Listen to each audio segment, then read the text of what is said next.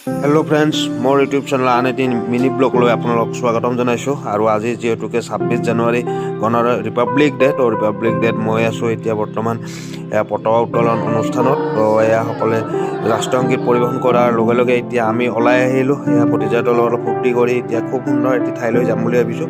আৰু এয়া চাব পাৰে এতিয়া অকোৱা বাটেৰে গৈ আমি পালোঁ চান্দুবি।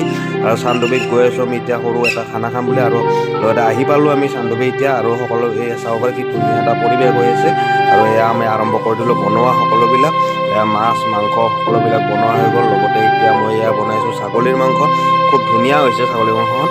আৰু এয়া বনোৱা গোটেই কমপ্লিট। লগতে সকলে এতিয়া খাবলৈ বহি গ'ল ধুনীয়াকৈ, খুব ধুনীয়াকৈ সকলোৱে বহি গৈছে।